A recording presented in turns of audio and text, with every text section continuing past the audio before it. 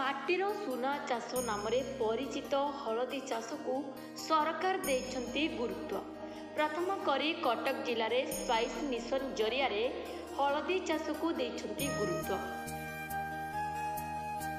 କଟକ ଜିଲ୍ଲାର ଆଠଗଡ଼ ଏବଂ ତିଗିରିଆ ବ୍ଲକରେ ଆରମ୍ଭ ହୋଇଛି ହଳଦୀ ଚାଷ। ଭୋପାଳର ହଳଦୀ ଏବେ ଆଠଗଡ଼ ଚାଷ ଜମିରେ।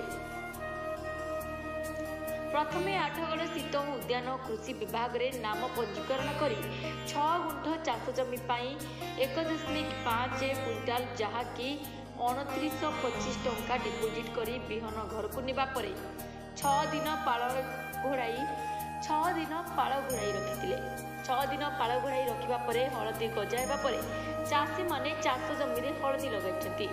ଅନ୍ୟପଟେ ଚାଷୀମାନେ 2925 ଟଙ୍କା ଦେଇ ହଳଦୀ ବିହନ କିଣିଥିବା ବେଳେ ସରକାରକୁ ଚାଷୀଙ୍କୁ ପ୍ରୋତ୍ସାହିତ କରୁଥିବାରୁ ରିହାତି ଭାବେ ଡବଲ ଅର୍ଥ 5,956 ଟଙ୍କା ପାଇବେ ବୋଲି ଜଣାପଡ଼ିଛି।